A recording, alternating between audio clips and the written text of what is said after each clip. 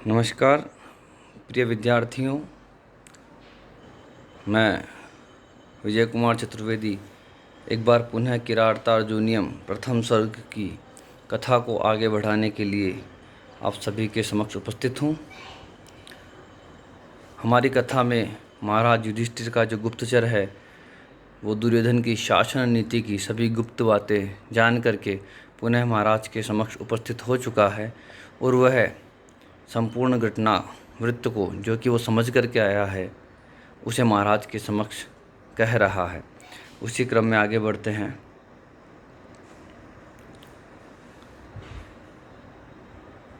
विशंकमानो भवतः पराभवं नृपासनस्थोऽपि वनाधिवासिनः दूरोदरच्छद्मजितां समीहते नयेन जेतुं जगतिं सुयोधनः।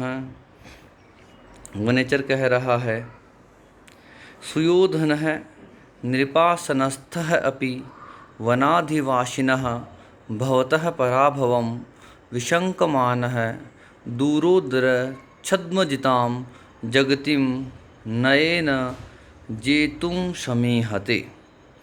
सुयोधन है अर्थात दुर्योधन नृपासनस्थ सिंहासन पर बैठा हुआ भी, नृपासनस्थ है, नृपस्य आसनम इति नृपासनम और नृपासने तिष्ठति यह सह नृपासनस्थः।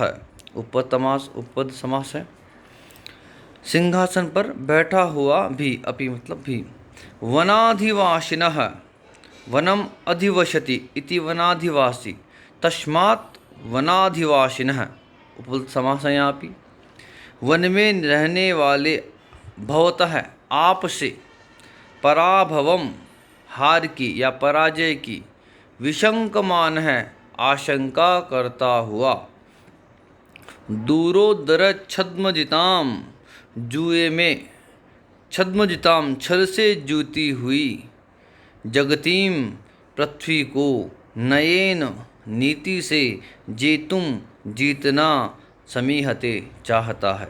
वनेचर कह रहा है कि हे महाराज, जो दुर्योधन है वो हस्तिनापुर के सिंहासन पर बैठा हुआ भी वन में रहने वाले आपसे पुनः पराजय की आशंका करता हुआ, जो छल से जुए में जीती गई पृथ्वी है उसको नीति से जीतना चाहता है। अर्थात दुर्योधन को पता है कि सारी प्रजा जानती है कि जो उसने जो राज्य पाया है वो छल पूर्वक जुए में पांडवों को हरा करके पाया था।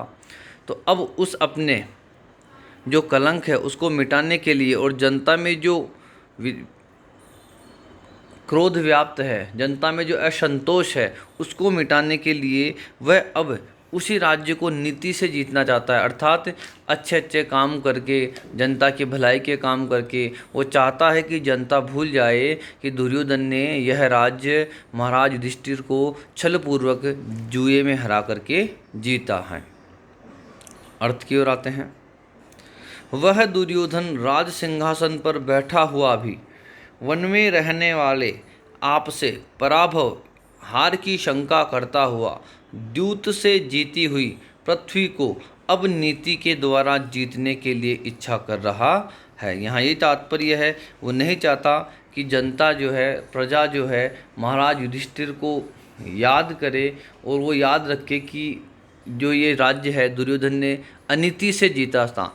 तो इस अनीति के अपने कलंक को मिटाने के लिए, प्रजा में व्याप्त असंतोष को मिटाने के लिए वह अब इस पृथ्वी को नीति से जीतना चाह रहा है। अर्थात अपने अपने अच्छे कर्मों से जीतना चाह रहा है, जनता के बीच अपनी जगह बनाना चाह रहा है। यही भाव यहाँ पर है। छंद की बात करें तो पुनः यहाँ वंशस्थ छंद है। पूरे ही प्रथम सर्ग में सब जगह वंशस्थ वृत्त का ही जो है प्रयोग किया गया है महाकवि भारवी द्वारा। अलंकार की बात करें तो यहाँ काव्यलिंग अलंकार का प्रयोग हुआ है। पुनः देखते हैं आगे वनेचर क्या कहता है। तथापि जिह्मः सभवज्जिगीषया तनोति शुभ्रं गुणसम्पदा यशः समुन्नयन् भूतिमनार्यसङ्गमात् वरं विरोधोऽपि शमं महात्मभिः। वनेचर आगे कह रहे हैं, तथापि फिर भी जिम है स, जिम है कुटिल, कुटिल वह दुर्योधन भवज्जिगीषया आपको जीतने की इच्छा से, गुण संपदा मतलब गुणों की संपत्ति से, शुभ्रम उज्ज्वल चमकती हुई, यशः अपने यश को, तनोति विस्तृत कर रहा है। अर्थात कि वह राजा तो बन गया परंतु वो नीति से राज्य को जीतना चाह रहा है, इसलिए वह कुटिल है, लेकिन फिर भी अपनी कुटिलता को छिपाता हुआ आपको जीतने की इच्छा से गुणों की संपत्ति से युक्त अपने यश को बढ़ा रहा है। अर्थात यद्यपि दुर्योधन कुटिल है फिर भी वह जानता है कि युधिष्ठिर जो है वह कुटिल नहीं है, प्रजा में उनके प्रति प्रेम है। उस प्रेम को भी समाप्त करने के लिए वह भी अपने आप को अच्छा दिखाने का प्रयत्न करता हुआ अपने कर्मों को अच्छा बना रहा है। दिखावटी ही सही परंतु वह प्रजा के लिए अच्छे कार्य कर रहा है ताकि उसकी जो कीर्ति है वो चारों तरफ फैले, उसका जो नाम है एक अच्छे व्यक्ति के रूप में लिया जाए। तो इस प्रकार की अपने यश को शुभ्र उज्ज्वलता के साथ वो फैलाना चाह रहा है, अर्थात वो विख्यात प्रख्यात होना चाहता है। भूतिम समुन्नयन ऐश्वर्य को समुन्नयन बढ़ाता हुआ, महात्म भी महान पुरुषों के साथ, विरोधम अपि शत्रुता भी, विरोध है अपि शत्रुता भी, अनार्य संगमात दुष्ट मनुष्यों के संसर्ग से वरम अच्छा है। यहाँ तात्पर्य यह है कि यद्यपि जो दुर्योधन है वो दुष्ट है और वो सदा आपसे संकित रहता है, वह कुटिल भी है तो भी वह अपनी धूर्तता को छिपाता हुआ सबके सामने अपने दया दाक्षिण्य आदि गुणों को प्रकट करके आपसे भी अधिक अपना गुणोत्कर्ष दिखाना चाह रहा है। वह प्रजा को बताना चाह रहा है कि वह गुणों के अंदर युधिष्ठिर से भी कहीं ऊपर है। दया दाक्षिण्य आदि गुणों में युधिष्ठिर से उसमें बहुत अधिकता है। इस तरह आपकी स्पर्धा से उसकी निंदा नहीं होती है, अर्थात जो युधिष्ठिर से स्पर्धा की जाए तो उसकी निंदा नहीं होगी और इससे उसका यश ही फैल रहा है। यहाँ पर कहा गया है एक अर्थांतर न्यास अलंकार में सूक्ति दी है, क्योंकि दुर्जनों की मित्रता की अपेक्षा सज्जनों से विरोध करना भी कुछ अच्छा ही माना जाता है। अर्थात जिस प्रकार दुर्योधन है उसका जो शत्रु है वो युधिष्ठिर है, परंतु वो शत्रु बहुत महान शत्रु है। युधिष्ठिर अपने आप में एक बहुत अच्छी व्यक्तित्व हैं, तो अच्छे व्यक्तित्व के साथ विरोध करने से उस दुर्योधन को भी अच्छा बनना पड़ रहा है। उसे अच्छे दया दाक्षिण्य आदि गुण दिखाने पड़ रहे हैं, जनता को अपने कर्मों को सुधारना पड़ रहा है। इसीलिए कहा गया है कि दुर्जन की मित्रता के बजाय तो आप सज्जन से शत्रुता कीजिए, स्पर्धा कीजिए, वह आपके लिए अच्छा ही रहेगा। अनुवाद पे आते हैं।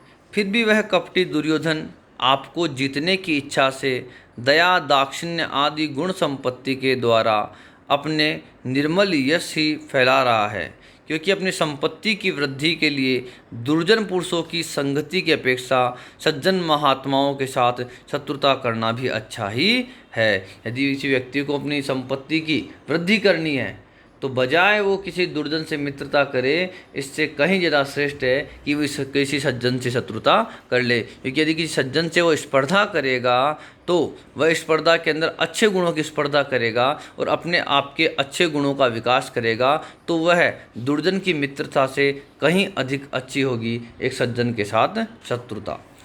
यहाँ छंद की बात करें तो यहाँ वंशस्थ वृत्तम छंद है और अलंकार जैसा कि विशेष बात को सामान्य से समर्थन किया गया है कि जो दुर्योधन है वह यद्यपि कपटी है फिर भी वह आपको जीतने के कारण, आपसे स्पर्धा होने के कारण अपने दया दाक्षिण्य आदि अच्छे गुणों का प्रकट कर रहा है, तो इस विशेष बात को, सामान्य बात का समर्थन दिया गया है कि वास्तव में दुर्जन के साथ मित्रता करने से कहीं ज़्यादा बेहतर है एक सज्जन के साथ शत्रुता करना। इसलिए विशेष का जो है सामान्य से समर्थन होने के कारण यहाँ अर्थांतर न्यास अलंकार है। आज के इस वीडियो में आज हम यहीं पर अपना समाप्त करते हैं, यहीं तक कि अपनी कथा को आगे बढ़ाते हैं। क्रमशः हमारी कथा को आगे बढ़ाने के लिए पुनः उपस्थित हुए। आज के लिए इतना ही, धन्यवाद।